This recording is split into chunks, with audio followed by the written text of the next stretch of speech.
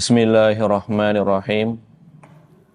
Assalamualaikum warahmatullahi wabarakatuh. Alhamdulillahi rabbil alamin. Wal aqibatu lil muttaqin. Wala udwana illa 'alal zalimin.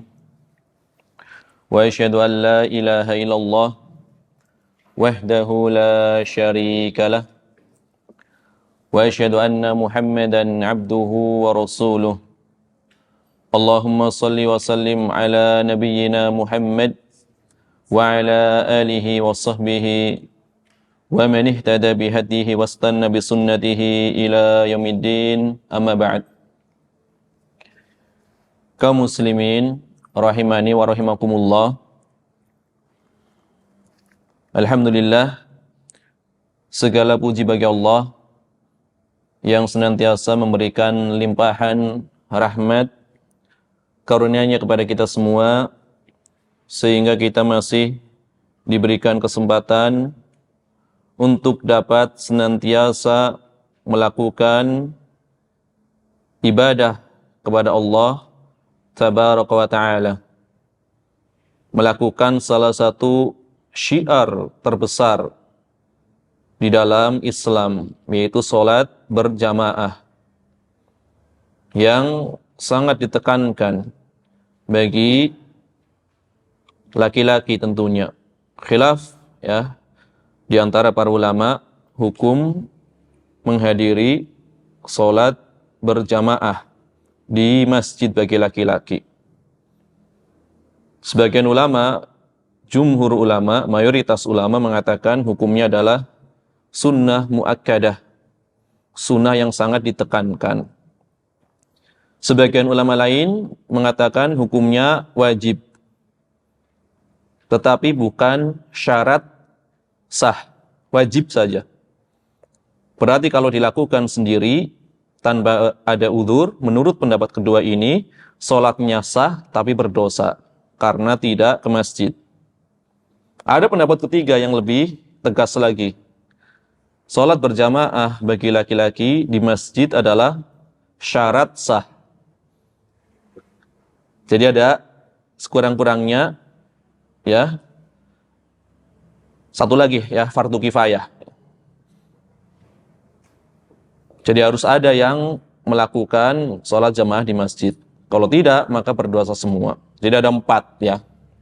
Ada 4 pendapat berkaitan dengan hukum melakukan sholat berjamaah di masjid bagi laki-laki tanpa ada udzur. Berarti kalau kita lihat, sekurang-kurangnya, seminimal-minimalnya adalah sunnah yang sangat ditekankan. Itu seminimal-minimalnya. Maka kalau dikatakan sunnah muakkadah, berarti sudah mendekati wajib. Maka hal ini jangan sampai dilalaikan.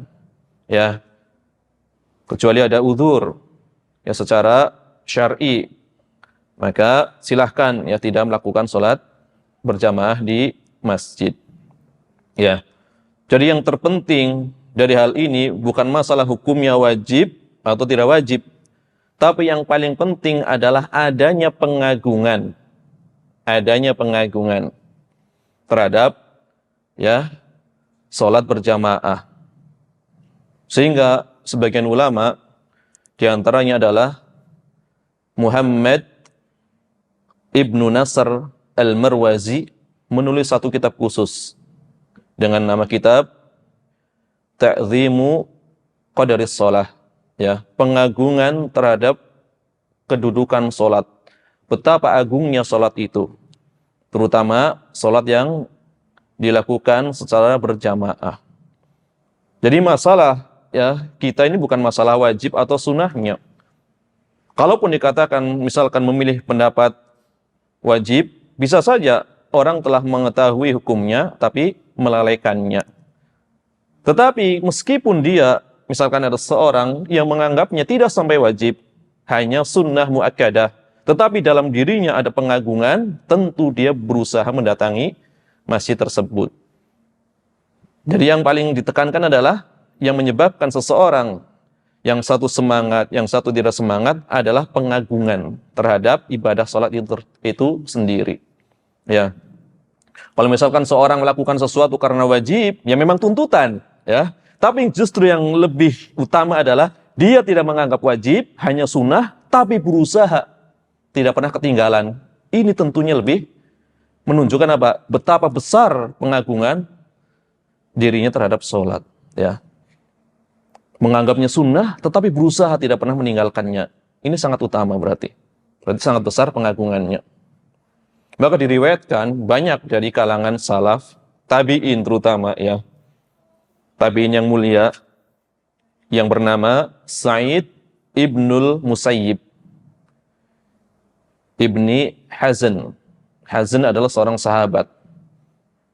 Tabi'in ini yang bernama Sa'id ibnul Musayyib disebut sebagai Sayyidut Tabi'in, pemimpinnya para tabi'in. Jadi seorang tabi'in yang terkemuka, yang alim, yang mengumpulkan antara ilmu dan amal. Di dalam biografi beliau disebutkan betapa perhatiannya beliau terhadap ibadah salat berjamaah ini. Ya. Sekian puluh tahun, lebih dari 30 tahun, beliau sudah ada di masjid sebelum dikumandangkan adzan. Lebih dari 30 tahun. Kemudian lebih pula dari 30 tahun, mungkin 40 tahun lebih, dia tidak pernah melihat tengkuk saudaranya ketika sholat berjamaah. Beliau bukan menjadi imam, tapi tidak pernah melihat tengkuk. Berarti apa? Tentunya posisinya di depan, selalu di shaf terdepan. Kalau bisa melihat tengkuk, biasanya Pak, di shaf belakang. Ini luar biasa. Sekian puluh tahun senantiasa berada di masjid sebelum dikumandangkan adzan, ya. Sebelum dikumandangkan azan. Sekian puluh tahun tidak pernah melihat tengkuk kawannya yang salat berjamaah. Ini adalah generasi di antara generasi terbaik, generasi tabi'in, ya. Maka hendaknya dengan melihat atau membaca biografi mereka menjadikan kita senantiasa semangat, ya. Semangat untuk senantiasa berusaha mengumpulkan ilmu dan amal. Karena hidayah yang pertama adalah hidayah ilmu. Mengetahui tentang ilmu terlebih dahulu. Setelah itu berusaha menggapai hidayah-hidayah berikutnya. Ya, di antaranya adalah agar senantiasa bisa melakukan amal, kemudian istiqomah. Terus menerus di dalam amal. Istiqomah. Dan di antara keutamaan istiqomah menurut sebagian ulama, teguh di dalam amal, istiqomah senantiasa mendawamkan amal, keutamaannya adalah lebih baik daripada 1000 karomah. Ya, karomah yang merupakan anugerah Allah kepada para waliullah yang sangat banyak, itu dikalahkan dengan istiqomah. Maksudnya apa? Istiqomah menempati kedudukan karomah tertinggi. Kalau dikatakan misalkan ada seorang yang mendapatkan karomah, misalkan dapat berjalan di atas air, tentu karomah tidak bisa dipelajari. Ini adalah suatu keadaan yang keluar dari adat atau kebiasaan yang diberikan Allah kepada hambanya yang beriman dan bertakwa. Tentu ada karomah yang seperti itu, sebagaimana yang terjadi pada pasukan sahabat yang mulia Sa'ad bin Abi Waqqas radhiyallahu anhu. Suatu ketika akan menyeberang sungai yang besar, beliau dan pasukannya berusaha mencari jembatan. Tetapi karena lama tidak didapati jembatan penyeberangan, akhirnya dikatakan beliau melewati air. Kuda beliau dan pasukan beliau berjalan melewati air karena tidak menemukan jembatan. Tentu itu adalah bukan sesuatu yang bisa dilakukan berulang-ulang, ya. Ini adalah di antara karomah. Sebagian yang lain, ya, ada yang dikatakan tidak mempan dibakar api sebagaimana Nabi Ibrahim alaihissalam. Itu ada dari kalangan tabi'in. Tapi apapun karomah itu yang kita sebutkan tadi, yang paling besar justru seseorang bisa istiqomah, ya, teguh, kokoh, kemudian senantiasa melakukan ketaatan, ini adalah sebesar-besar karomah, lebih daripada keutamaan orang yang bisa berjalan di atas air, lebih dari keutamaan seorang yang bisa terbang di udara. Ya, bahkan tidak semua orang yang bisa berjalan di atas air, kemudian bisa terbang ya di udara, tidak semua orang yang melakukan hal itu mereka tergolong wali. Bahkan terkadang mereka adalah wali syaitan, ya. Maka yang jadi standar ukurannya adalah berpegangnya dia kepada Al-Quran dan As-Sunnah. Ini sebagaimana dikatakan oleh salah seorang ulama besar dari Mesir ketika itu, yang bernama Laits bin Sa'ad. Ya, Al-Imam Al-Laits bin Sa'ad Al-Misri. Selevel dengan Imam Malik, sezaman dengan Imam Malik. Ulama, ahli hadis, ahli fikih. Beliau mengomentari ya keadaan orang-orang yang seperti itu. Beliau mengatakan, jika engkau melihat seorang yang bisa berjalan di atas air, maka jangan engkau menyebut dia seorang wali sebelum engkau ukur keadaannya dengan Al-Quran dan As-Sunnah. Sebelum engkau ukur keadaannya dengan Al-Quran dan As-Sunnah. Maka mendengar ucapan Laits ini, Al-Imam Asy-Syafi'i rahimahullah ta'ala mengatakan, perkataan Laits kurang. Bahkan kalau dia bisa terbang di atas, atau bisa terbang di udara. Bahkan kalau dia bisa terbang di udara, jangan engkau sebut dia sebagai wali. Sebelum engkau ukur ya keadaannya, amalnya dengan Al-Quran dan As-Sunnah. Ya. Tentunya Ahlussunnah wal Jamaah meyakini adanya apa? Karamatul Auliya. Ini termasuk bagian dari akidah Ahlussunnah wal Jamaah. Cuma karomah yang seperti apa yang paling utama? Itulah yang hendaknya lebih kita perhatikan. Di antaranya tertinggi adalah tadi istiqomah. Ya. Istiqomah berpegang di atas al-haq, di atas kebenaran, berusaha mengamalkan Al-Quran dan As-Sunnah. Bagaimana kita bisa mengetahui hal tersebut? Tentu dengan mempelajarinya. Ingin mengetahui kandungan Al-Quran, berarti mempelajari tafsir Al-Quran. Ingin mengetahui kandungan As-Sunnah atau hadis, berarti mempelajari hadis. Mudah-mudahan kita ya termasuk orang-orang yang senantiasa diberikan keistiqomahan di dalam agama ini. Jamaah rahimanillah wa iyyakum. Terakhir ya pertemuan kita adalah kita memasuki perkataan dari penulis Al-Hafidz Abdul Ghani Al-Maqdisi rahimahullah ta'ala. Al-Imam Al-Hafidz Abdul Ghani Al-Maqdisi rahimahullah ta'ala, beliau mengatakan, membuka kitab Umdatul Ahkam dengan ucapan beliau, Kitabut Thaharah, kitab Thaharah, kitab bersuci. Di sini ada kalimat yang dibuang. Ya, kalimat yang dibuang, yang dikira-kirakan. Bisa dikatakan ini adalah kitab yang membahas tentang permasalahan-permasalahan Thaharah. Thaharah pernah kita bawakan keterangannya dari para ulama.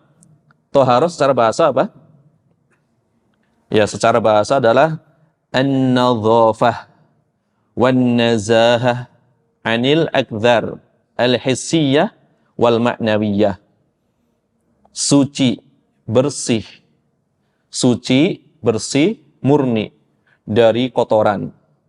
Baik kotoran yang sifatnya fisik, hissiyah, atau yang sifatnya non-fisik, ma'nawiyah.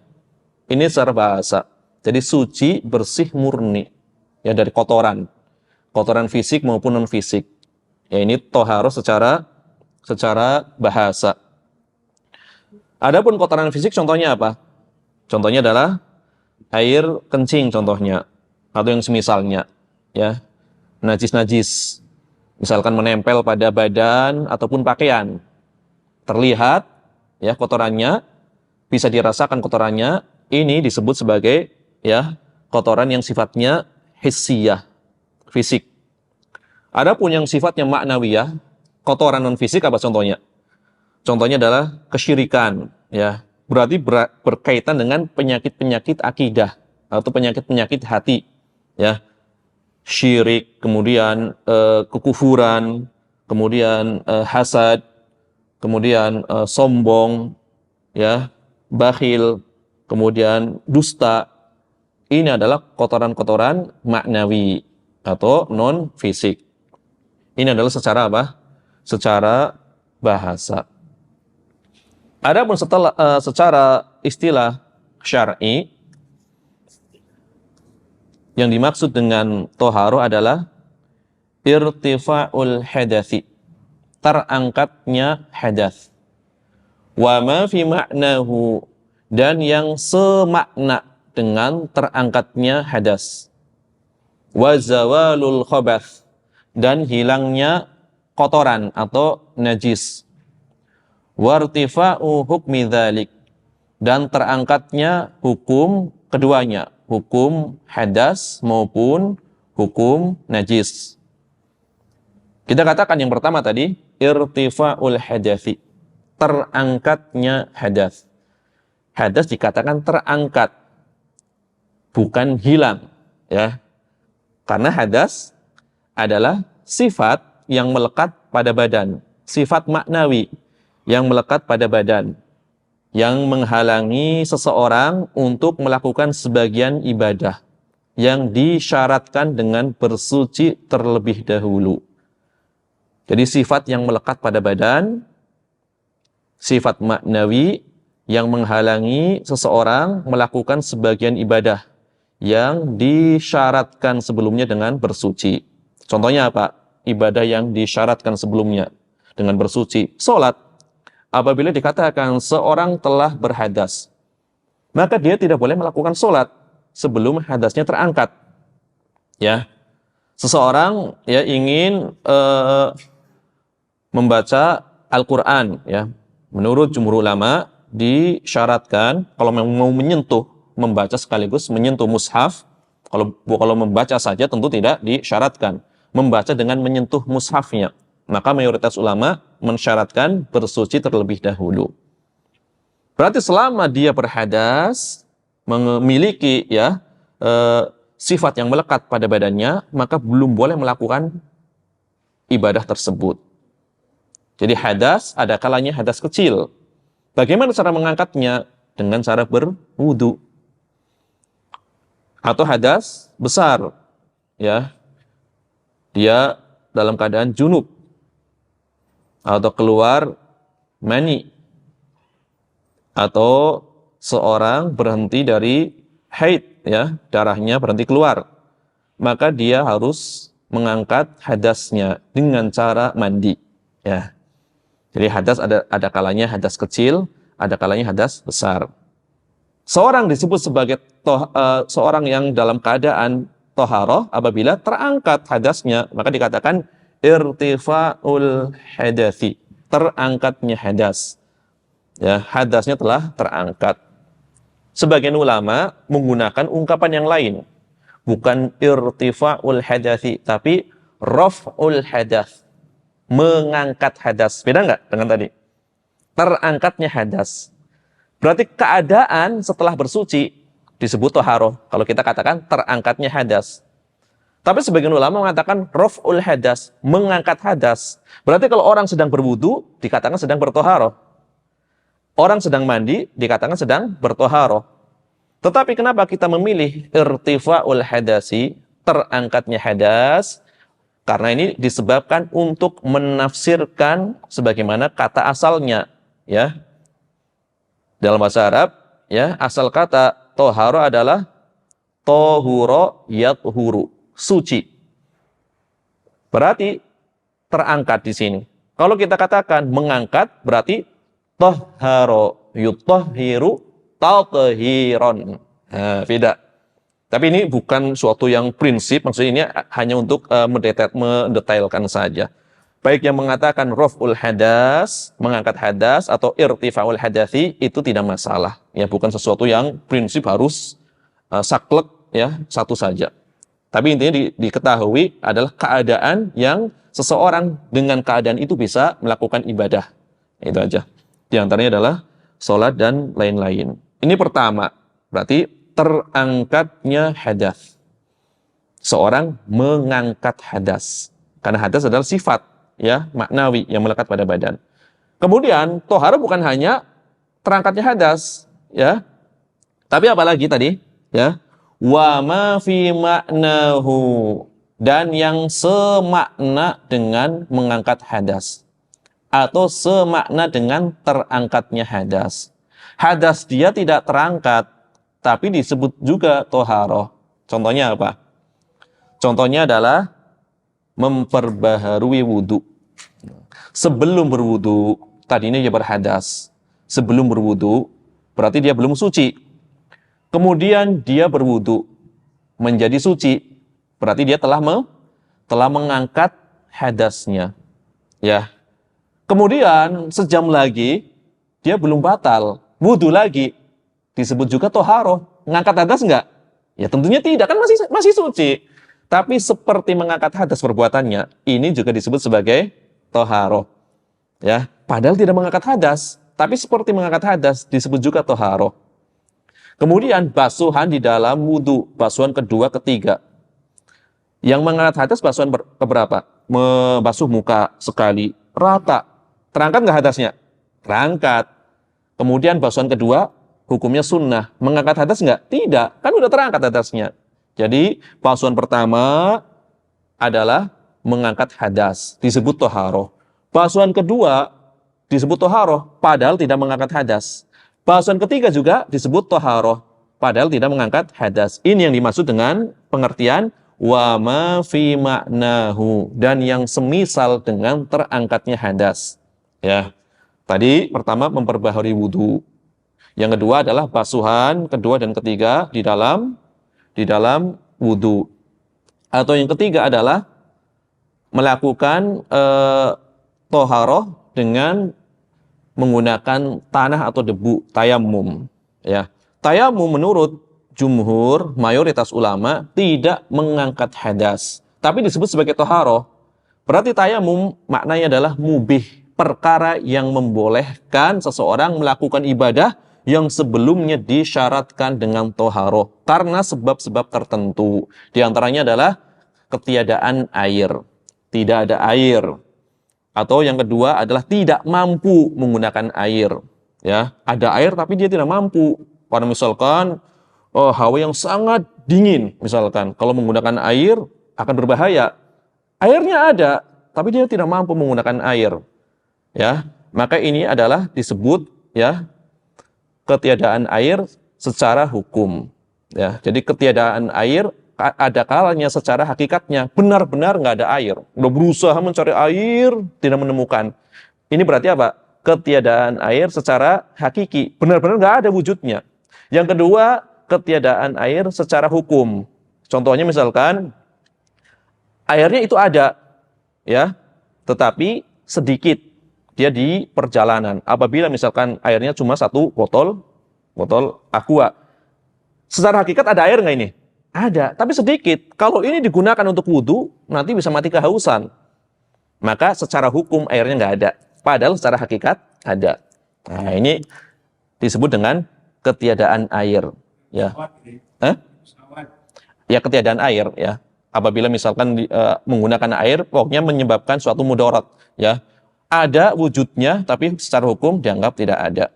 Nanti banyak ya contoh-contoh kasusnya. Ya. Tapi intinya adalah tayamum menurut jumhur ulama adalah tidak mengangkat hadas, hanya membolehkan saja, pembolehan. Ketika dikatakan pembolehan, maka setiap ya akan melakukan sholat harus mengulang tayamumnya. Ya, karena nggak mengangkat hadas. Ini konsekuensinya, ya. Adapun sebagian ulama di antara Imam Abu Hanifah mengatakan tayamum juga termasuk mengangkat hadas. Ini khilaf para ulama. Insyaallah taala akan datang nanti apabila kita memasuki ya pembahasan bab tayamum insyaallah. Ya. Kemudian tadi udah dua ya. Pertama terangkatnya hadas. Yang kedua apa? Yang semakna dengan terangkatnya hadas. Yang ketiga wazawalul khabath. Hilangnya kotoran atau najis. Ya. Ketika mengangkat hadas ya tidak dikatakan menghilangkan hadas karena sifat maknawi. Tapi ketika berkaitan dengan najis adalah disebut hilang, ya, bukan mengangkat najis, tapi menghilangkan najis, bukan terangkatnya najis, tapi hilangnya najis, ya. Jadi ini ketelitian para ulama ketika membuat definisi, ya. Terangkatnya hadas dan yang semakna dengan terangkatnya hadas dan hilangnya kotoran, lenyapnya kotoran. Yang pertama tadi dikatakan mengangkat. Berarti toharoh dari hadas membutuhkan niat. Seorang yang berwudu harus berniat. Seorang yang mandi wajib harus berniat. Ini mengangkat hadas. Adapun hilangnya kotoran, lenyapnya najis, tidak membutuhkan niat pelakunya. Ya. Babnya yang pertama mengangkat hadas adalah babnya melaksanakan perintah. Jadi membutuhkan niat. Adapun hilangnya najis atau menghilangkan kotoran, babnya adalah meninggalkan larangan, maka tidak butuh niat. Ya, apabila seseorang misalkan bajunya ada najis, kemudian dilempar saja ke halaman, turun hujan, tiba-tiba bersih karena air hujan, maka najisnya dianggap hilang. Ya, walaupun tidak ada niat dari orang yang memiliki baju tersebut. Ya, jadi bisa alamiah sendiri. Apabila memang najisnya hilang, maka dihukumi suci. Ini najis. Mengangkat najis atau terangkatnya najis atau terangkat hilangnya kotoran atau hilangnya najis. Ya, ini masuk ke najis. Kemudian yang keempat yang disebut juga sebagai toharo adalah terangkatnya hukum keduanya. Terangkatnya hukum hadas ataupun hukum najis. Berarti apa? Hadasnya atau najisnya secara hakikat masih ada, tapi hukumnya terangkat. Contohnya apa? Contohnya bersuci atau cebok menggunakan batu. Menggunakan batu atau tisu. Ya, kalau dengan batu disyaratkan batunya minimal 3, ya. Kemudian kotorannya pun bukan kotoran yang sangat melebar, ya. Kan ada kalanya orang ya buang mencret ya, ada kalanya ya, bukan kotoran yang seperti itu. Artinya tidak terlalu jauh yang melewati batas keluarnya kotoran.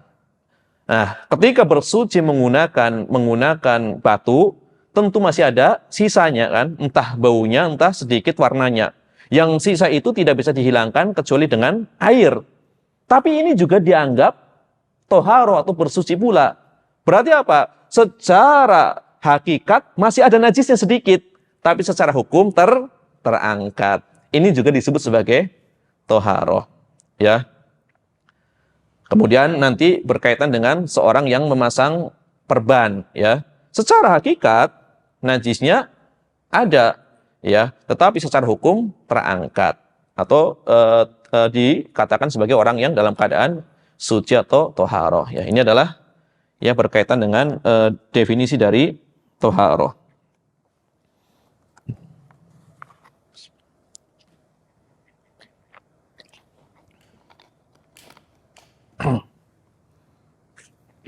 Kemudian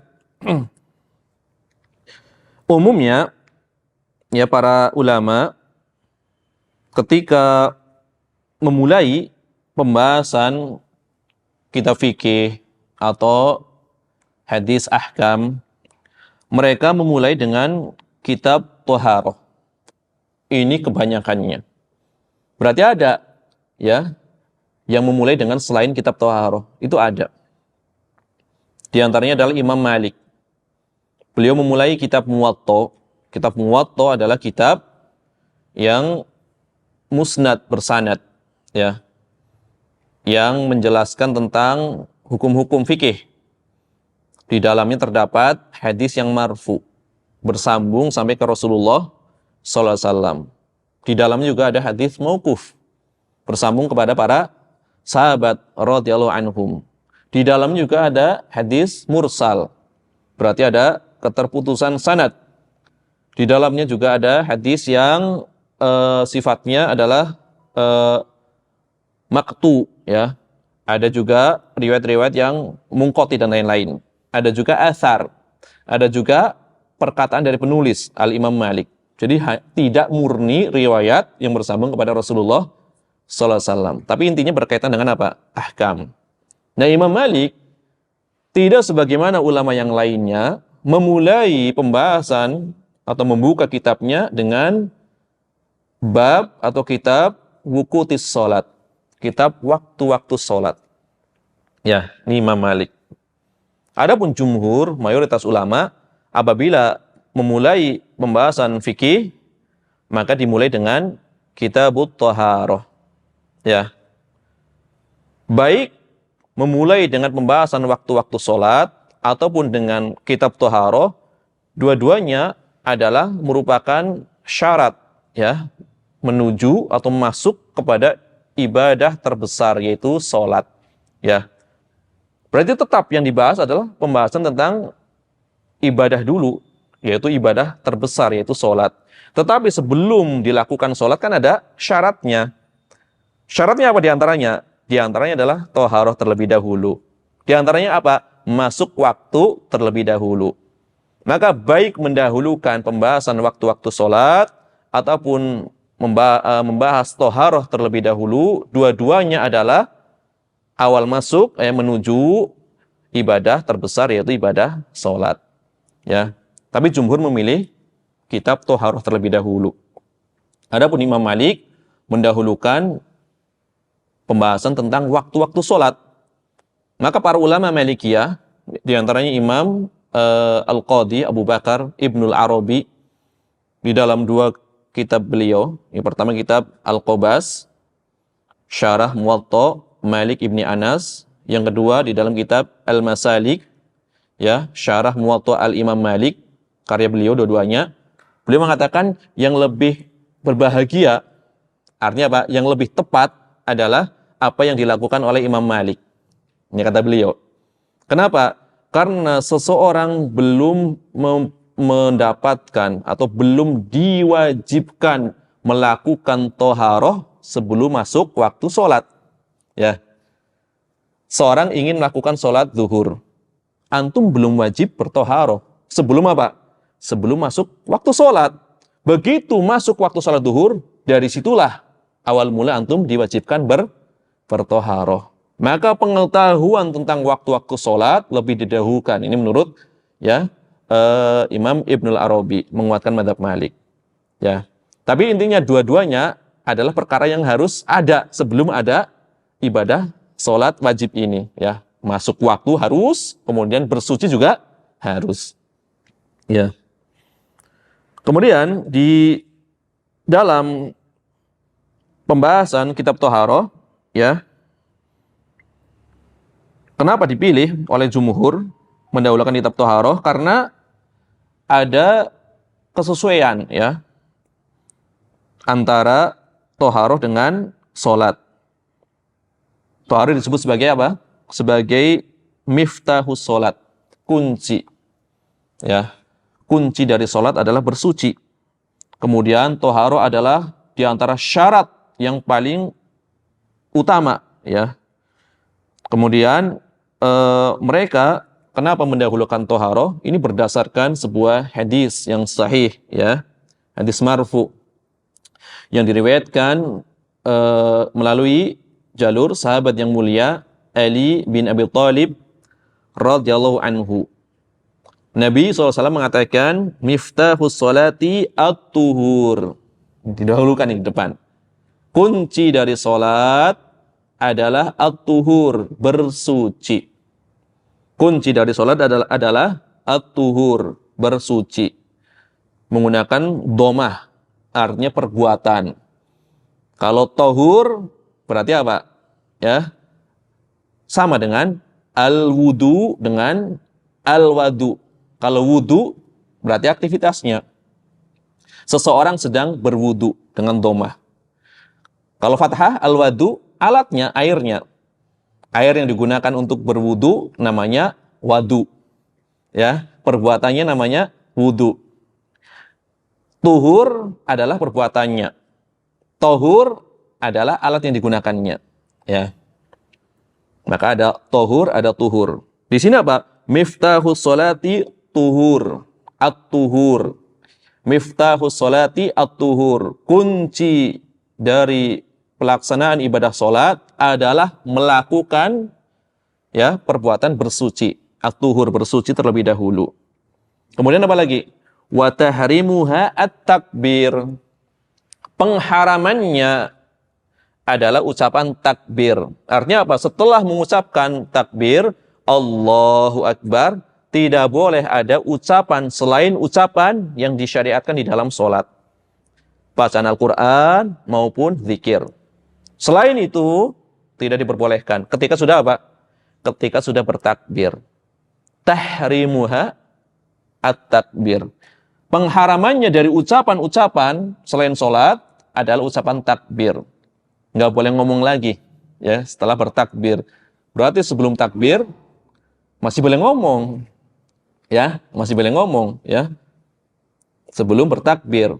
Berarti kalau ada orang yang sebelum takbir misalkan mengucapkan, melafazkan niat, usolli dan seterusnya, itu sudah masuk salat belum?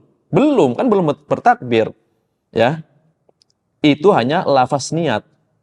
Adapun masuknya salat setelah bertakbir. Makanya disinilah para ulama itu berbeda pendapat. Hukum melafazkan niat, ya, melafazkan niat. Sebagian ulama mengatakan mustahab, dianjurkan dalam rangka membantu hati. Karena seluruhnya sepakat. Tidak ada satupun perbedaan pendapat di kalangan para ulama, niat letaknya di hati. Yang diperselisihkan, boleh nggak melafazkan niat? Nah, kan gitu. Sebagian ulama mengatakan sunnah dalam arti dianjurkan untuk membantu.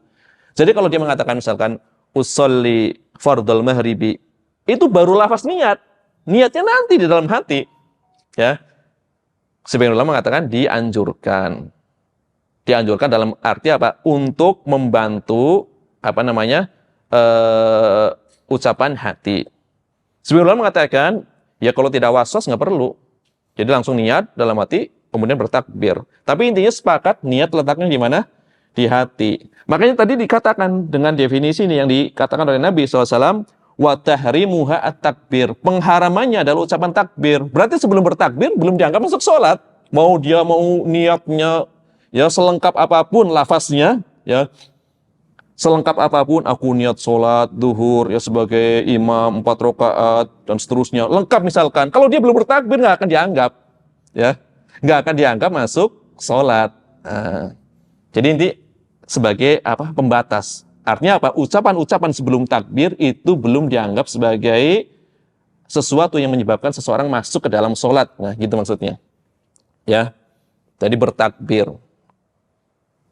Kunci dari sholat adalah bersuci. Pengharamannya adalah ucapan takbir Allahu Akbar. Ini mayoritas ulama. Harus mengucapkan apa? Allahu Akbar. Sebagian ulama, ya, di antara Imam Abu Hanifah mengatakan yang penting lafaznya pengagungan kepada Allah. Ya, jadi nggak harus Allahu Akbar, bisa Allahu A'zam atau dengan ucapan yang lain yang intinya mengagungkan Allah. Imam Abu Hanifah dan pengikutnya berdalil dengan firman Allah Ta'ala, ya, wa dzakara isma rabbih fasalla. Kemudian dia mengingat Allah, kemudian sholat. Yang penting intinya pengagungan terhadap Allah. Tapi jumhur ulama ya lebih mengumpulkan dalil-dalil. Di antaranya adalah pernyataan Nabi SAW, pengharamannya adalah ucapan takbir. Kemudian hadis yang lain Nabi SAW mengatakan ya kepada orang yang keliru di dalam sholatnya. Sholatnya tidak tumaninah, maka diajari oleh Nabi SAW. Ya, Nabi mengatakan, idza kumta ila shalah, apabila engkau ingin sholat, fa asbihil wudu, maka perbaguslah wudumu. Tsumma istaqbilil kiblat, kemudian menghadaplah ke kiblat. Fakabbir, kemudian bertakbirlah.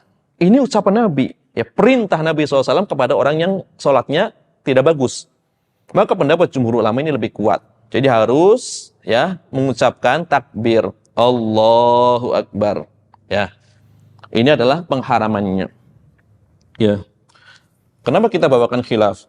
Ya. Padahal kita mengamalkan satu saja.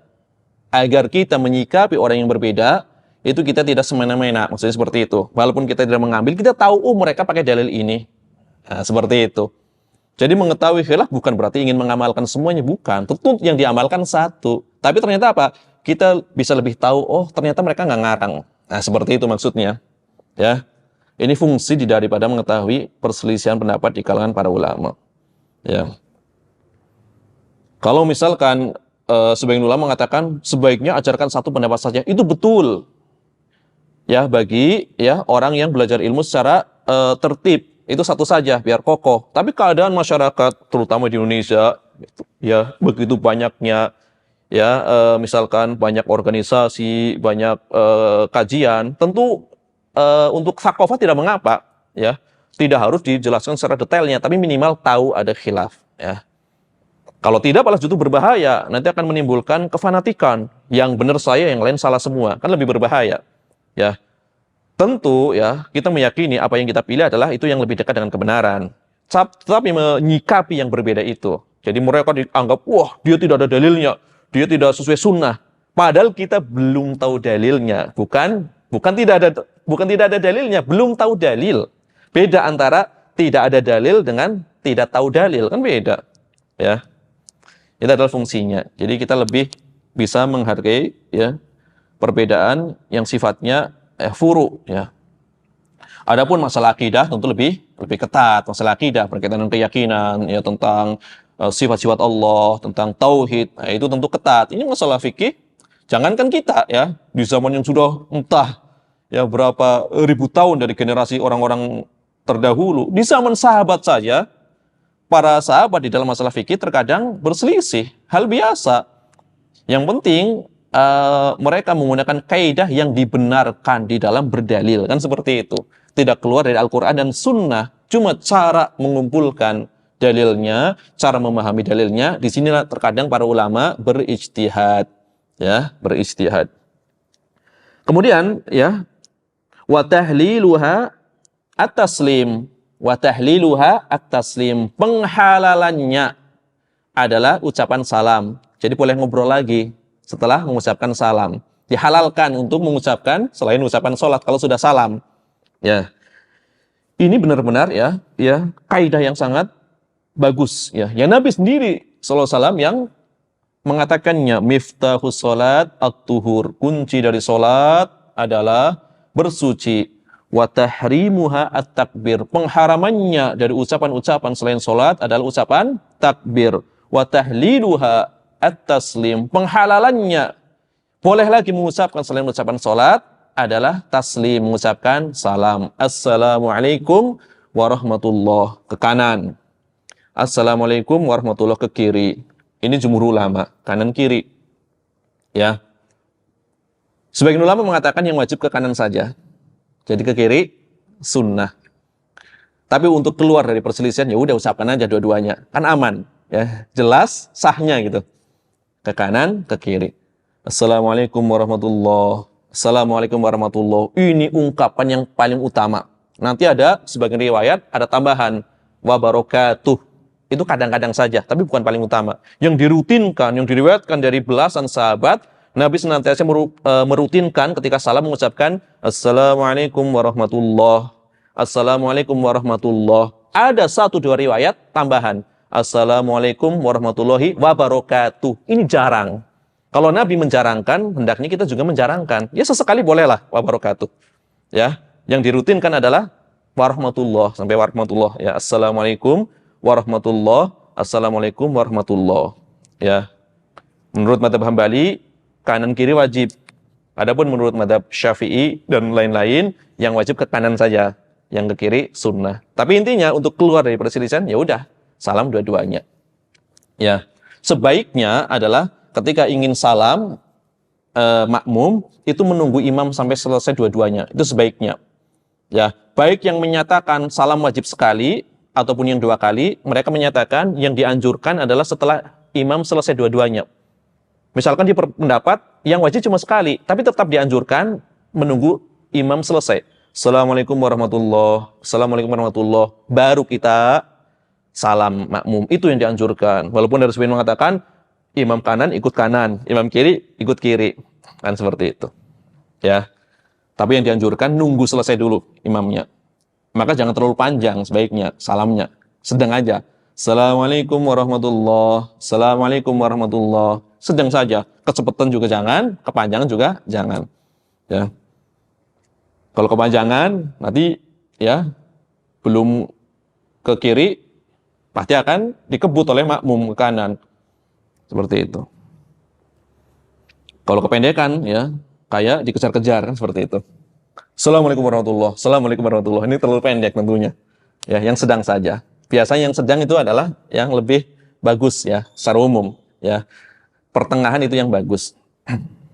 Nah, ini adalah kesesuaian yang dipilih oleh jumhur ulama kenapa mendahulukan toharoh. Karena Nabi sendiri yang menyebut kunci dari pelaksanaan ibadah sholat adalah toharoh.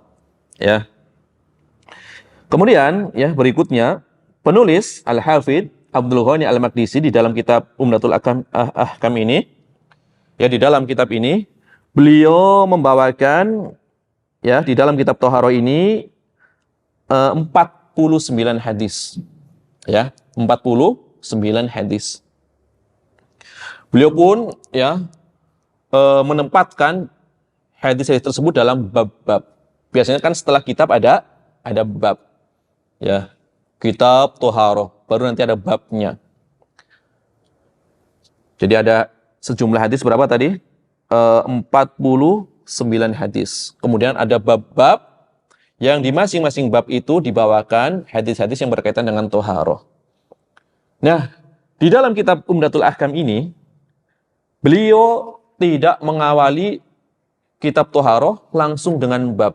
Biasanya kan, misalkan kita lihat kitab Al-Ilmam, karya Imam Ibnu Daqiqil Id, atau kitab Bulughul Maram, karya Al-Hafidz Ibnu Hajar Al-Asqalani. Setelah beliau mengatakan Kitabut Toharoh, kitab Toharoh, langsung babul miyah, bab air. Kan seperti itu.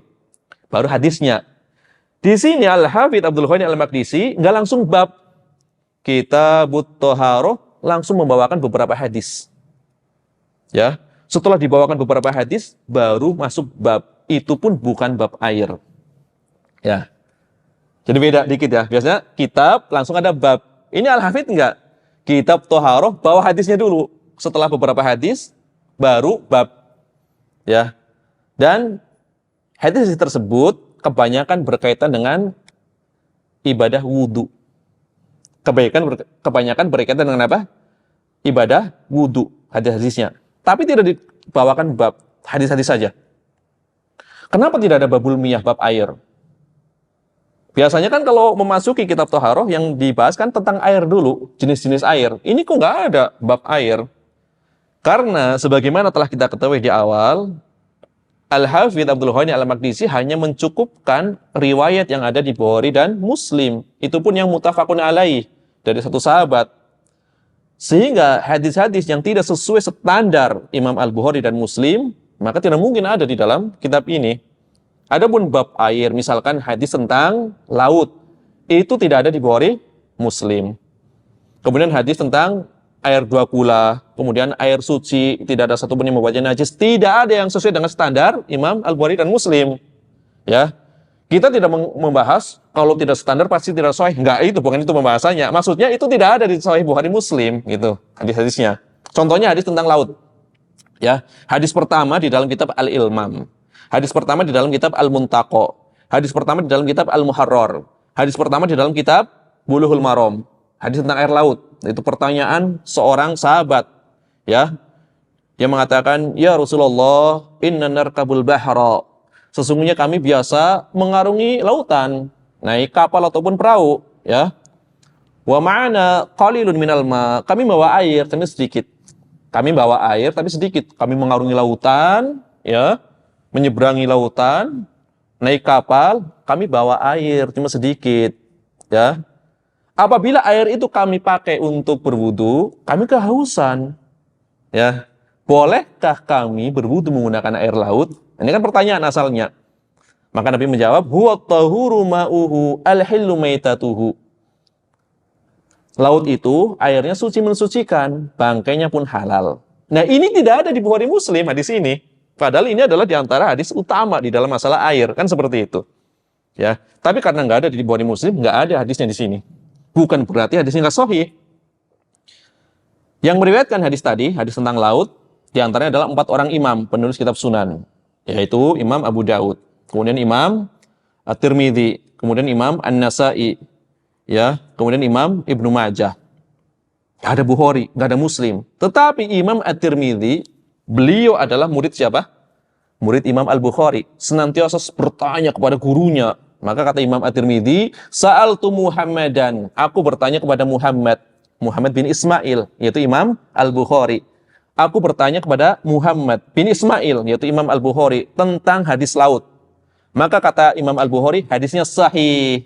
Tapi nggak sesuai dengan standar yang ada di kitab Sahih Bukhari. Walaupun sahih karena nggak sesuai standar, nggak dimasukkan. Jadi tidak seluruh hadis sahih itu masuk ke dalam Sahih Bukhari maupun Sahih Muslim. Ya, ini sebabnya kenapa Al-Hafidz Abdul Ghani Al-Maqdisi tidak membuka dengan bab air. Karena hadis-hadis tentang air rata-rata tidak sesuai dengan standar Bukhari dan Muslim. Bahkan tidak dimasukkan ya di dalam kitab Bukhari maupun Muslim. Maka beliau memulai dengan hadis secara umum. Di antaranya adalah hadis tentang niat, kemudian setelah itu hadis tentang wudu. Baru bab. Babnya apa? Bab ya, setelah membawakan hadis-hadis, bab yang dibawakan adalah babul aniyah, bab bejana. Kemudian apa lagi? Bab duhulil khala wal istitobah, masuk ke kamar mandi. Kemudian bab bersuci ya dari qada hajat, dari buang air. Kemudian babu siwak, bab tentang siwak. Kemudian babul masih alal khufain, bab mengusap dua khuf, sepatu yang terbuat dari kulit atau kaos kaki yang terbuat dari kulit.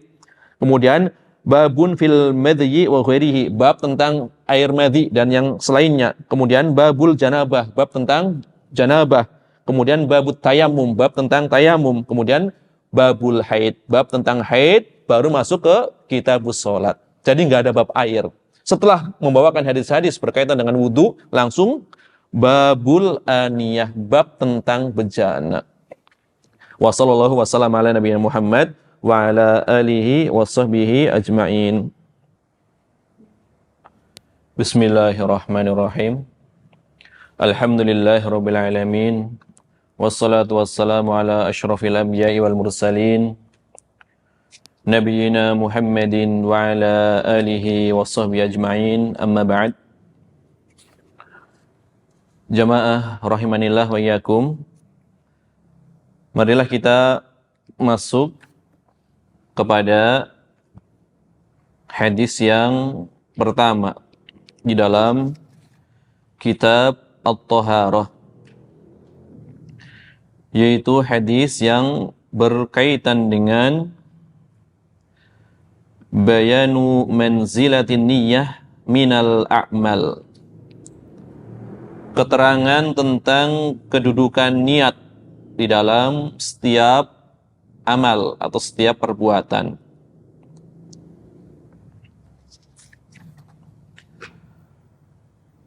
Qala al-mu'allif rahimahullahu ta'ala, penulis rahimahullahu ta'ala mengatakan, an Umar bin al-Khattab radhiyallahu anhu, dan bukan dan, baru awal ya, dari Umar ibn al-Khattab radhiyallahu anhu, qala, beliau berkata, Umar berkata, sami'tu Rasulullah sallallahu alaihi wasallam yaqul, aku mendengar. Sami'tu, aku mendengar. Rasulullah sallallahu alaihi wasallam pernah bersabda. Ini nanti ada beberapa riwayat yang menunjukkan Nabi sallallahu alaihi wasallam bersabda di hadapan para sahabat. Tetapi tidak ada satupun jalur yang sahih berkaitan dengan hadis ini kecuali dari satu orang, yaitu Umar ibn Khattab radhiyallahu anhu. Maka dalam riwayat lain, aku mendengar Rasulullah bersabda di atas mimbar, disaksikan oleh para sahabat radhiyallahu anhum. Tetapi hanya dari jalur beliau ya, riwayat ini adalah riwayat yang sahihnya. Yang lain tidak ada yang sahih. Sami'tu Rasulullah sallallahu alaihi wasallam yaqul, aku pernah mendengar Rasulullah SAW bersabda, "Innamal a'malu binniyah wa fi riwayatin binniyat." Sesungguhnya segala perbuatan itu tergantung dengan niatnya. Di dalam riwayat lain dengan bentuk jamak, niat-niatnya. Jadi ada dua riwayat. Riwayat pertama bentuknya tunggal saja.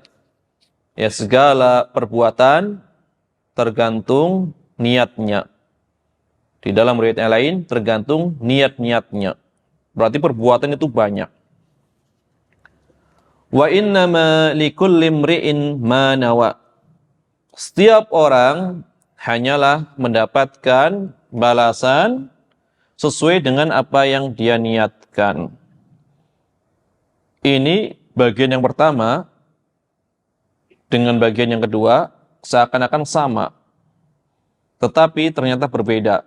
Dari satu sisi kelihatannya sama, tapi dari sisi yang lain berbeda. Yang pertama umum, segala perbuatan itu harus ada niatnya. Kalau dikatakan dengan ibadah berarti harus niat yang benar. Kemudian bagian yang kedua adalah perbuatan tersebut, ibadah tersebut harus ditentukan. Kalau sholat wajib, ya tentu niatnya wajib. Kalau sholat sunnah, tentu niatnya sunnah. Kalau membayar zakat, tentu niatnya membayar zakat. فَمَنْ كَانَتْ هِجْرَتُهُ إِلَى اللَّهِ وَرَسُولِهِ. Di sini beliau sallallahu alaihi wasallam mencontohkan di antara ya perbuatan tersebut yaitu hijrah. Ini contoh saja. Barang siapa yang niat hijrahnya kepada Allah dan Rasul-Nya, menuju kepada Allah dan Rasul-Nya, fahijratuhu ilallahi wa rasulih, maka hijrahnya itu dianggap ya kepada atau sampai kepada Allah dan Rasul-Nya, mendapatkan balasan, mendapat pahala berhijrah kepada Allah dan Rasul-Nya. Wa man kanat hijratuhu ila dunya yusibuha, dan barang siapa yang niat hijrahnya adalah dalam rangka mendapatkan bagian dari dunia, aw imra'atin yatazawwajuha, atau ingin menikahi, ya, ingin mendapatkan seorang wanita, hijrahnya dalam rangka menikahi seorang wanita, fa hijratuhu ila ma hajara ilaihi, maka hijrahnya itu kembali kepada yang ia niatkan. Jadi tidak mendapatkan pahala, ya. Tidak mendapatkan pahala, ya. Hijrah menuju Allah dan Rasul-Nya, ya. Ini adalah ya hadis yang redaksinya dipilih oleh Al-Hafidh Abdul Ghani Al-Maqdisi. Nanti ada sebagian redaksi yang tidak seperti ini. Ini banyak sekali nih variasi redaksinya. Di sini diantaranya tadi dikatakan yatazawwajuha, dalam riwayat yang lain yankihuha. Di sini dikatakan ila dunya yusibuha, dalam riwayat lain li dunya yusibuha, ya. Karena para ahli hadis itu di dalam meriwayatkan hadis terkadang hanya meriwayatkan dengan maknanya, ya. Tapi ini syaratnya ketat, ya. Tidak boleh ya merubah ya intinya, walaupun mungkin lafaznya agak berbeda. Maka di antara yang bagus apabila kita nisbatkan kepada Al-Imam Al-Bukhari dan Muslim, lafaz-lafaz yang bagus adalah lafaznya Imam Muslim. Beliau lebih teliti di dalam memilih redaksi yang paling bagusnya, yang paling lengkapnya. Adapun Al-Imam Al-Bukhari ya lebih fokus ke kesahihan ya dari sisi para rijalnya, orang-orang yang meriwayatkannya. Tapi untuk pemilihan lafaz Imam Muslim lebih bagus, ya. Jadi ini adalah hadis yang pertama di dalam kitab Umdatul Ahkam berkaitan dengan niat. Jadi Nabi SAW mengatakan ya setiap perbuatan itu dinilai berdasarkan niatnya atau niat-niatnya, dan seorang hanyalah mendapatkan apa-apa berdasarkan yang ia niatkan. Maka barang siapa yang niat hijrahnya kepada Allah dan Rasul-Nya, ya, Berarti dia secara niat menuju kepada Allah dan Rasulnya, maka hijrahnya juga mendapatkan pahala, ya. Pahala disebabkan karena dia menuju Allah dan Rasulnya.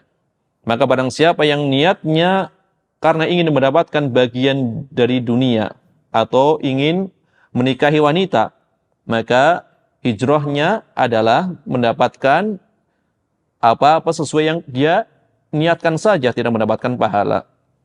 Ya, ini adalah secara globalnya. Adapun ya ucapan Al-Hafidh an Umar ibn al-Khattab radhiyallahu anhu. Dari Umar ibn al-Khattab radhiyallahu anhu. Umar, beliau adalah salah seorang di antara sahabat Nabi yang sangat mulia. Beliau adalah Abu Hafs, ya, kunyahnya adalah Abu Hafs. Ya, Abu Hafs artinya adalah bapaknya singa. Ya, beliau punya anak namanya Hafsah, beda lagi. Ini Hafs, kalau itu Hafsah. Jadi Abu Hafs, bapaknya singa. Hafs itu anak singa. Ya. Karena menunjukkan ya betapa beraninya beliau, berapa teguhnya beliau, ya. Jadi Abu Hafs, ini berkunyah, ini adalah perkara yang dianjurkan. Ini sebagaimana perkataan Al-Imam An-Nawawi rahimahullah ta'ala. Berkunyah itu dianjurkan. Makanya Al-Imam An-Nawawi meskipun tidak menikah, beliau berkunyah. Ya. Kunyahnya siapa Imam An-Nawawi? Abu Yahya atau Abu Zakaria? Ya. Namanya adalah Yahya. Beliau adalah Abu Zakaria, kunyahnya. Abu Zakaria Yahya ibnu Syaraf An-Nawawi. Padahal beliau seumur hidup belum pernah menikah. Ya. Beliau wafat ketika usianya 44 tahun. Ini berkunyah itu dianjurkan. Umar bin Khattab adalah Abu Hafs. Ya, Umar ibn Khattab ibni Nufail ibni Abdul Uzza Al-Qurashi Al-Adawi. Ya, beliau dijuluki sebagai Amirul Mukminin, orang yang pertama kali mendapat julukan atau gelar Amirul Mukminin. Adapun Abu Bakar ketika menjabat sebagai khalifah, beliau belum diberi gelar Amirul Mukminin. Setelah beliau wafat, ya kemudian Umar yang menjadi khalifah, maka orang yang pertama kali diberi gelar Amirul Mukminin adalah Umar bin Khattab radhiyallahu anhu. Ya. Nasab beliau, nasab Umar bin Khattab itu bertemu ya dengan Rasulullah SAW pada Ka'ab bin Lu'ay. Ya. Ka'ab bin Lu'ay. Seorang yang di dalam sebuah riwayat beliau adalah orang yang pertama kali mengucapkan amma ba'du di dalam sebuah riwayat. Jadi salah seorang di antara kakek buyut Rasulullah SAW yang menyebarkan agama Nabi Ibrahim alaihissalam. Beliau berdakwah tauhid, Ka'ab bin Lu'ay.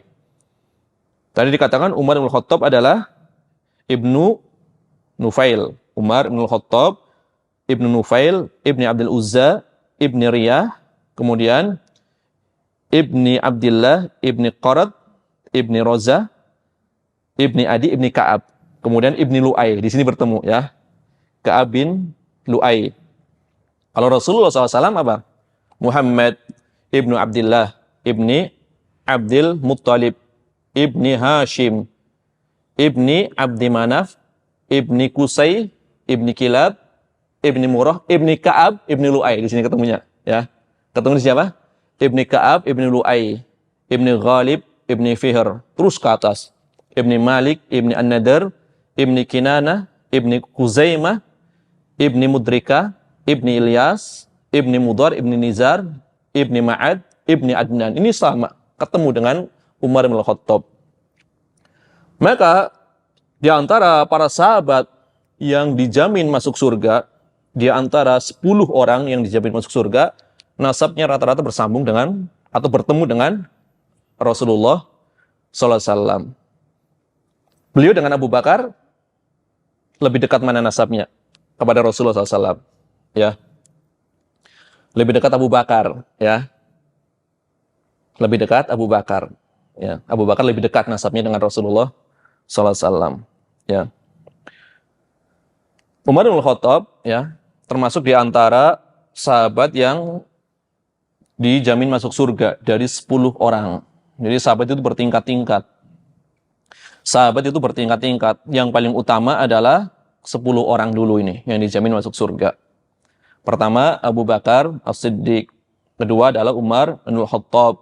Yang ketiga Utsman bin Affan. Yang keempat Ali bin Abi Thalib. Yang kelima Az-Zubair bin Al-Awwam. Yang keenam Sa'ad bin Abi Waqqas. Yang ketujuh Thalhah bin Ubaidillah. Yang kedelapan Abu Ubaidah Ibnul Jarrah. Yang kesembilan ya Sa'id bin Zaid. Yang kesepuluh Abdurrahman bin Auf. Nah, ini dijamin masuk surga. Seutama-utama sahabat adalah 10 orang ini. Baru nanti berikutnya ya. Dan beliau adalah orang terbaik kedua. Ijma. Namanya ijma berarti tidak ada perbedaan pendapat di kalangan ahlus sunnah wal jamaah. Bahkan ini termasuk di antara prinsip sunnah. Di antara usul akidah ahlus sunnah adalah engkau mendahulukan kedudukan Abu Bakar dan Umar di atas seluruh sahabat yang lainnya. Ini kata Sufyan Ats-Tsauri. Kemudian sebelumnya Sufyan bin Uyainah mendahulukan Abu Bakar dan Umar dalam keutamaan. Ini tidak ada perbedaan pendapat di kalangan para ulama. Ya, Abu Bakar kemudian Umar. Pernah sedikit di masa ya salaf perbedaan pendapat antara mana yang lebih utama antara Utsman dan Ali itu ada. Tapi Abu Bakar dan Umar tidak ada perbedaan. Utsman dan Ali ada sedikit perbedaan. Tapi secara umum Utsman lebih didahulukan daripada Ali. Artinya apa? Kalau berkaitan dengan Abu Bakar dan Umar tidak ada ya ruang istihad ya mengatakan bisa saja Ali lebih utama, enggak. Karena itulah ijma ya para ulama Ahlussunnah wal Jamaah. Ya. Jadi Umar bin Khattab adalah di antara orang yang paling mulia ya dari Quraisy. Beliau masuk Islam pada tahun ke-5 atau ke-6 setelah Nabi SAW diutus. Ini khilaf sedikit di kalangan para ulama. Tahun ke-5 kenabian atau ke-6 kenabian. Ya. Maka ketika beliau masuk Islam, maka kaum muslimin yang menjadi lebih kuat. Ya.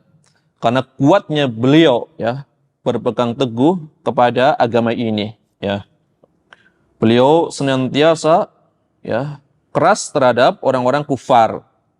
Membela kaum muslimin ya. Pembelaannya luar biasa kepada kaum muslimin, kemudian keras terhadap orang-orang kufar sehingga ditakuti. Sampai-sampai salah seorang sahabat yang mulia Abdullah bin Mas'ud radhiyallahu anhu mengatakan, "Mazilna a'izzah mundu aslama Umar." Kami senantiasa kuat.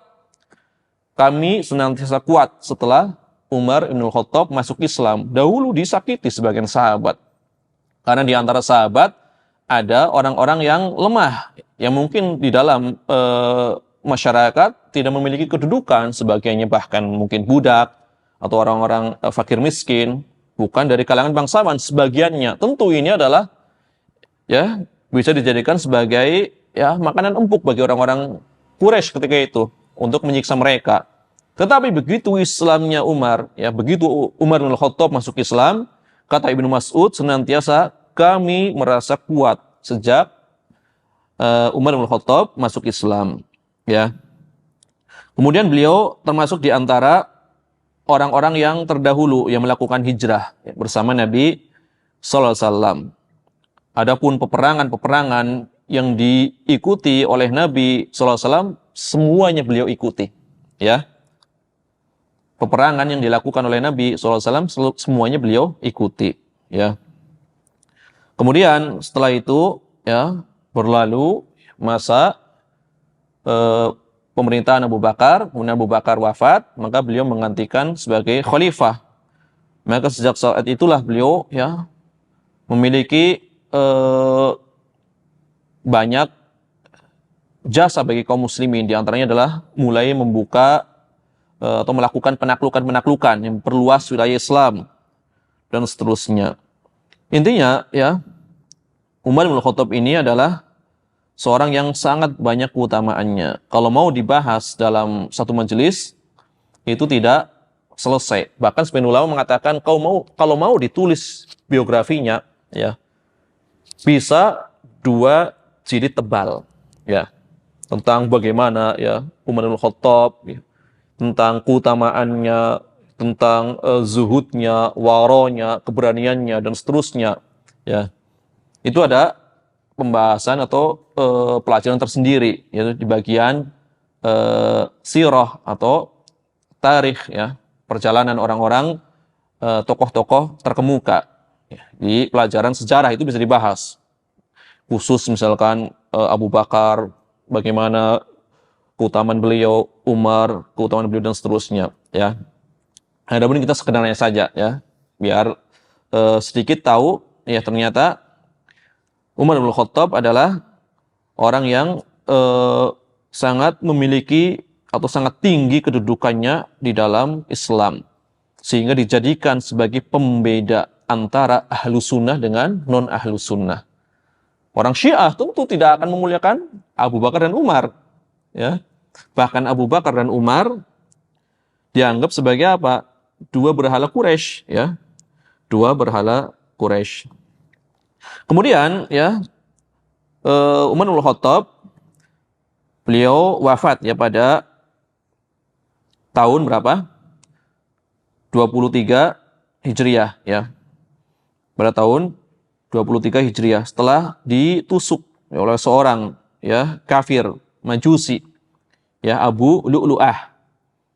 Ditusuk ya ketika beliau mengimami sholat ya, dan beliau bahagia ya. Kenapa? Karena yang bunuh dia adalah orang kafir, bukan kaum muslimin. Berarti tidak ada orang muslim yang benci kepada beliau. Jadi beliau bersyukur, alhamdulillah yang membunuh saya adalah orang kafir, bukan kaum muslimin. Ya, ini berbeda dengan siapa? Dengan Utsman bin Affan ya. Ada sebagian kaum muslimin yang terfitnah masuk ke rumah Utsman sehingga melakukan pembunuhan kepada Utsman bin Affan radhiyallahu anhu. Adapun Umar bin Khattab ya dianggap sebagai pintu gerbangnya, gemboknya dari fitnah. Jadi selama Umar bin Khattab masih hidup belum ada fitnah. Ya. Begitu pintunya dirusakkan, gemboknya dipaksa dibuka, maka dari situlah mulai bermunculan fitnah yang menimpa kaum muslimin. Ya. Jadi beliau wafat ya 3 malam ya setelah ditusuk. Jadi ditusuk nggak langsung wafat ya. Sampai 3 malam baru beliau wafat ya pada tahun 23 Hijriah. Kemudian dimakamkan berdampingan ya dengan Nabi SAW dan Abu Bakar. Berarti di kamarnya Aisyah radhiyallahu anha ya. Di kamarnya Aisyah radhiyallahu anha. Karena Nabi SAW ketika itu wafat di kamarnya Aisyah. Sedangkan tidaklah seorang Nabi wafat kecuali dimakamkan di tempat di mana dia wafat. Karena wafatnya di kamar Aisyah, maka dikuburkan di tempat itu. Ya. Ini adalah ya sedikit ya biografi tentang khalifah yang mulia Umar bin Khattab radhiyallahu anhu. Khalifah yang terkenal sangat adil ya. Maka tidak ada habisnya kalau kita mau membahas Umar bin Khattab. Ya tadi dikatakan bisa 2 jilid tebal untuk membahas beliau. Ya. Tentu bukan di tempat pembahasan kitab Umdatul Ahkam. Adapun hadis ini ya, hadis ini diriwayatkan oleh Imam Al-Bukhari pertama di 7 tempat. Di dalam kitab Sahih Al-Bukhari hadis ini disebar di 7 tempat. Karena Imam Al-Bukhari seperti itu ya. Di bab ini ada hadis ini, di bab lain ada hadis ini, sampai 7 tempat ya. Di antaranya di dalam Kitabul Aiman wan Nudhur, kitab tentang sumpah dan nadar ya. Babnya adalah bab an-niyah fil iman. ya, fil aiman, ya. Bab niat di dalam sumpah dan lain-lain. Tapi terkadang tidak lengkap. Cuma bagian dari sini. Kitab ini, hadis ini dijadikan sebagai hadis yang pertama mengawali Sahih Al-Bukhari. Tapi nggak seperti ini lafaznya, nggak lengkap seperti ini. Ya, dari pembahasan Bada'ul Wahyi, kitab awal atau awal mula turunnya wahyu. Hadis ini yang dibawakan, tapi nggak seperti ini lafaznya. Lafaznya adalah innamal a'malu binniyat wa innama likulli imri'in ma nawa. Faman kana hijratuhu ila dunya yusibuha. Langsung ke situ. Ya, kalau di sini kan ilallahi wa rasulih.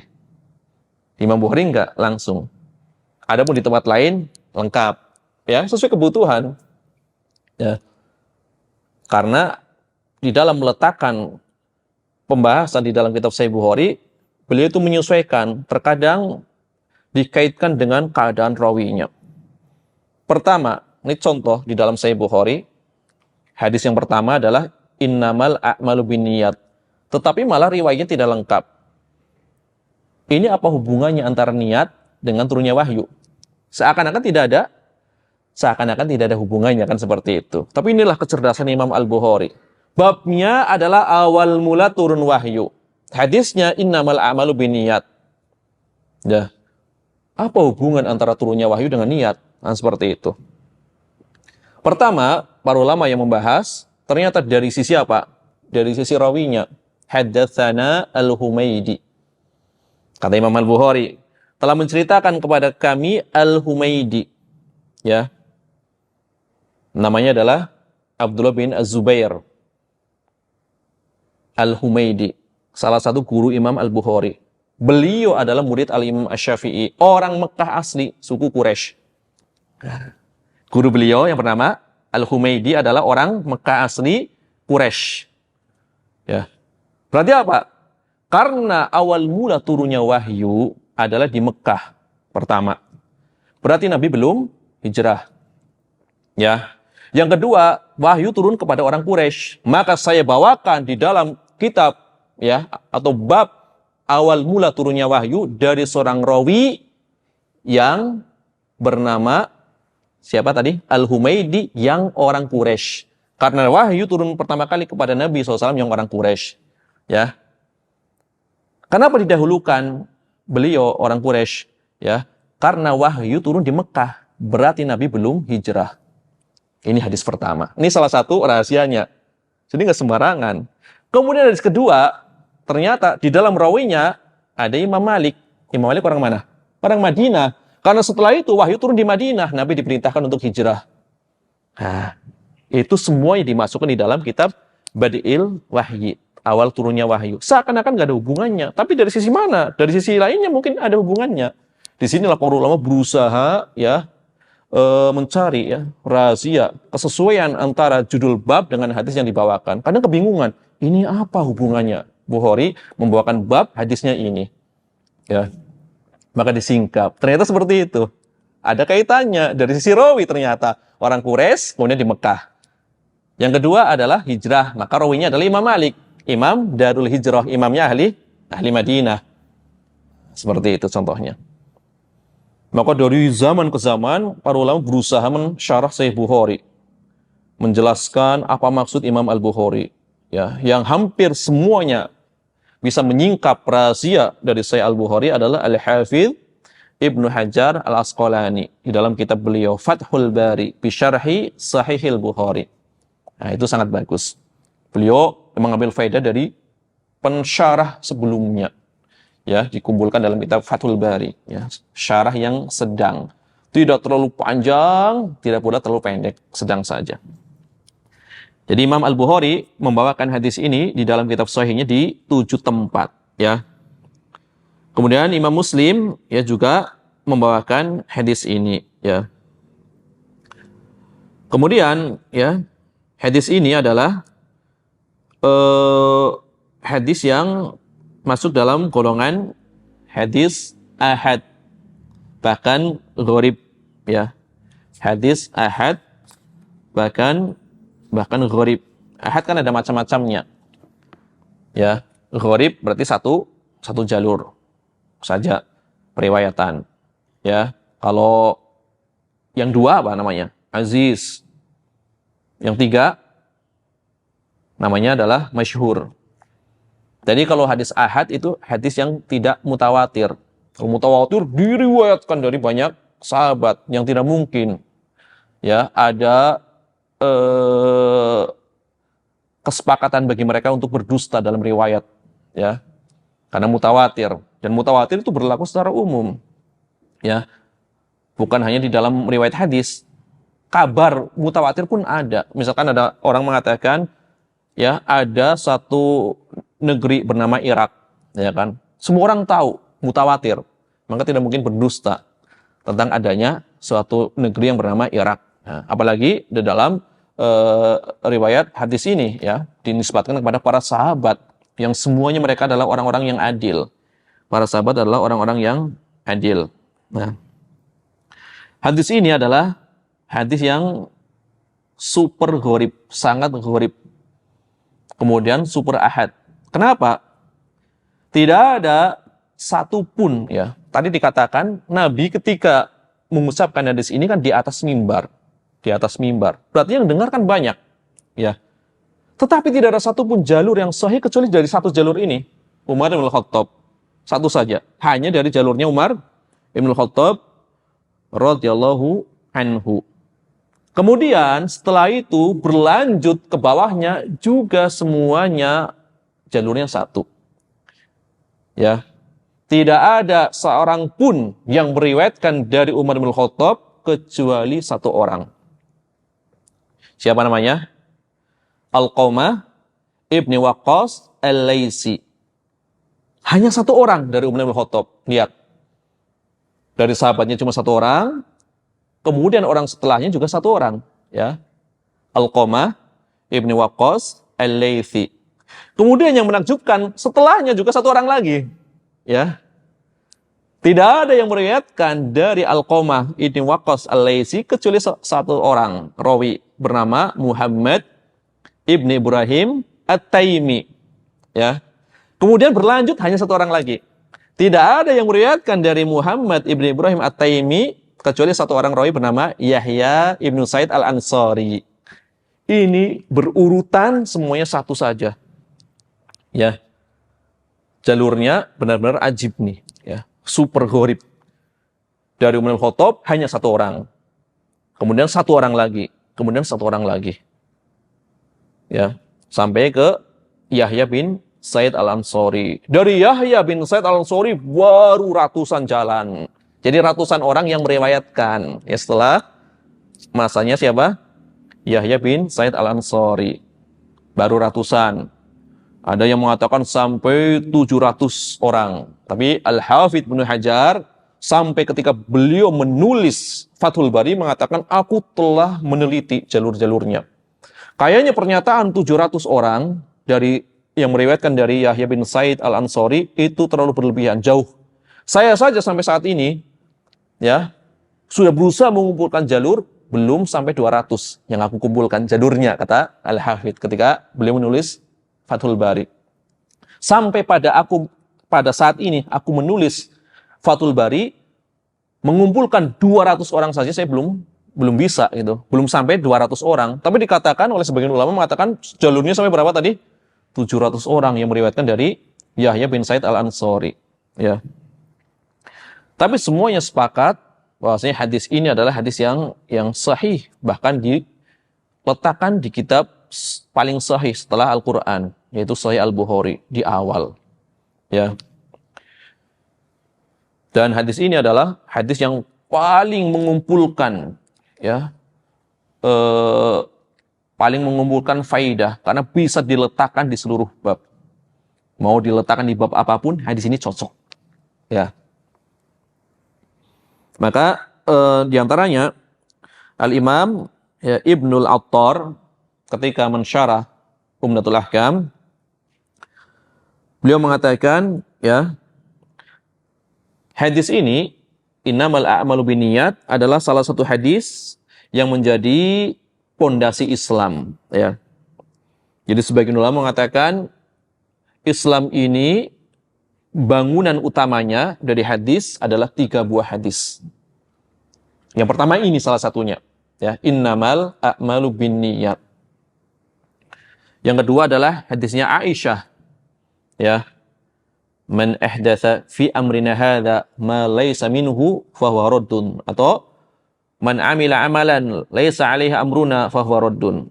Barang siapa yang membuat perkara yang baru di dalam agama ini, urusan agama ini, yang tidak ada perintahnya dari kami, maka tertolak. Atau barang siapa melakukan suatu amalan, ya, yang tidak ada perintahnya dari kami, maka tertolak. Ini adalah hadis kedua. Hadis pertama, innamal a'malu binniyat, kaitannya dengan amalan hati, ibadah hati. Hadis Aisyah kaitannya dengan amalan, ya, yang lahiriah. Ya, yang satu batiniah, innamal a'malu binniyat, yang dua adalah amalan lahiriah. Ya. Karena kan amal di antara syarat diterimanya kan 2. Pertama, ikhlas karena Allah, innamal a'malu binniyat.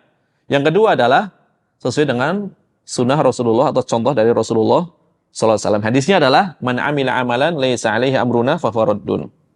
Kemudian hadis yang ketiga, sebagian ulama mengatakan hadisnya yang menyatakan tentang innal halal bayyin wa innal haram bayyin. Yang halal itu jelas, yang haram itu jelas. Sebagian ulama menambahkan hadis tentang penciptaan, ya, manusia di perut ibunya, ya, hadis tentang takdir. Dan beberapa ulama lain menambahkan hadis yang semisal, ya. Tapi ketika dikumpulkan seluruh riwayat-riwayat tersebut, sebagian ulama di antara Imam Ibnu Salah mengatakan sampai 26 hadis yang membangun Islam. Hadis utamanya berapa? 26 hadis. Maka ditulis, ya, diimlakan di majelis 26 hadis oleh Al-Hafidh Abu Amr Ibnu Salah Asy-Syafi'i. Kemudian datang ulama setelahnya, Al-Imam An-Nawawi. Kurang, kata Imam Nawawi, tambah 16 hadis lagi, menjadi 42 hadis. Jadilah kitab Al-Arba'in. 42 hadis. Ini hadis pokok yang membangun Islam. Datang lagi Al-Hafidh Zainuddin Abdurrahman Ibnu Rajab Al-Hambali. Kurang, tambah 8 lagi. Jadilah 50 hadis. Jadi 50 hadis inilah hadis-hadis utama, pokok, ya, sebagai pondasi di dalam Islam. 50 hadis. Setelah itu beliau syarah sendiri. Ya, 50 hadis ini disyarah dengan nama kitab Jami'ul Ulum wal Hikam fi syarhi khamsina haditsan min jawami'il kalim. 50 hadis. Jadi seperti itu urutannya, ya. Berawal dari, ya, 3 buah hadis, 5 buah hadis, 26 hadis, menjadi 42, menjadi 50. Ini hadis pokok. Salah satunya ini hadis yang ada di hadapan kita, ya. Ya, insyaallah taala akan kita, ya, lanjutkan fawaid berkaitan dengan hadis ini pada pertemuan yang akan datang. Waktunya sudah cukup, ya. Kita akan membahas nanti, ya, pembahasan detailnya berkaitan dengan makna atau kandungan hadis ini, kemudian beberapa fawaid. Ya, kita akan mensyarah, ya, sedang saja, tidak terlalu ringkas, juga tidak terlalu panjang lebar. Yang penting, ya, tidak keluar dari maksud yang dibawakan oleh penulis di dalam kitab ini. Ya, demikianlah yang bisa disampaikan pada kesempatan malam ini. Mudah-mudahan Allah Subhanahu wa taala senantiasa memberikan taufiknya kepada kita semua. Subhanakallahumma bihamdika asyhadu an la ilaha illa anta astaghfiruka wa atubu ilaik. Wa sallallahu wasallam ala nabiyina Muhammad wa ala alihi wa sahbihi ajmain wa akhiru da'wana anil hamdulillahi rabbil alamin. Wassalamualaikum warahmatullahi wabarakatuh.